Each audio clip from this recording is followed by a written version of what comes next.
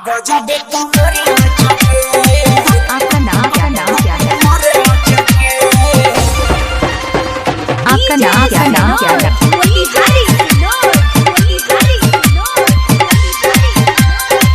मेरा नाम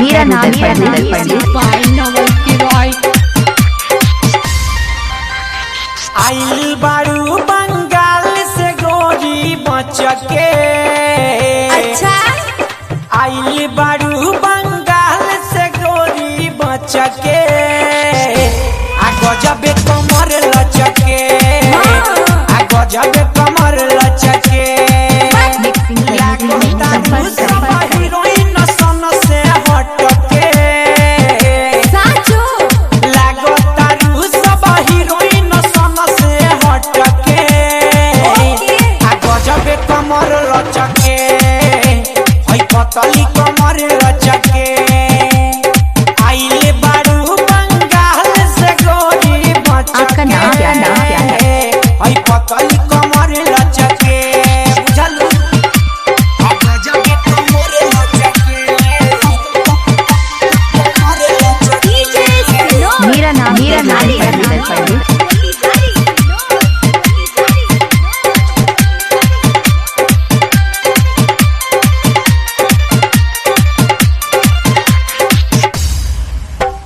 लचके कमर जैसे बस के कोई निया। आपका घर कहाँ है? फुलपरास चौक। जब गोरी नाच तू नगिनिया। नाचलू जब गोरी नाच तू नगिनिया। तो बोले बो लइका त लइका बुढ़वा के मनवा सनके।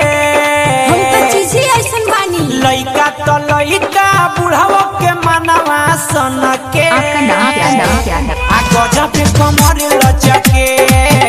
आ पतली कमर लचके। बुझलू आ गजबे कमर लचके। मेरा नाम अरे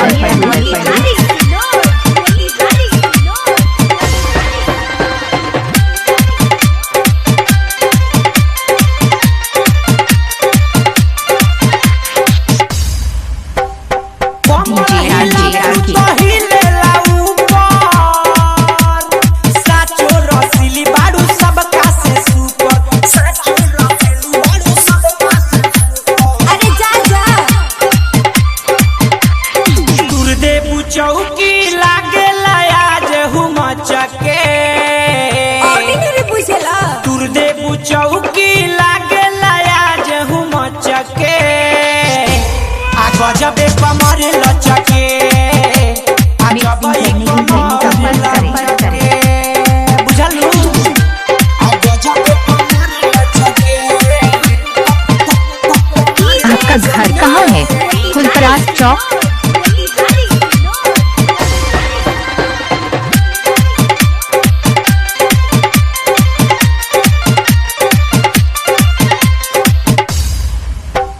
सोनू संदीप देता नोट 2000। आपका नाम क्या है? हई हई रानी किनके किस्म से छोहारा। हई हई रानी किनके किस्म से छोहारा। हाथ दो नीरज निराला से माजा तुली हो सटके। मेरा नाम ये भी पारो पैचा कृष्णा से माजा तुली हो सटके। ओके आ गजबे कमर लचके। आ जबई कमर लचके। आइल बारू बंगाल से गोरी बचके। आइल बारू बंगाल से गोरी बचके। आ गजबे कमर लचके। आ पतली कमर लचके। बुझल मिक्सिंग करने के लिए संपर्क करें।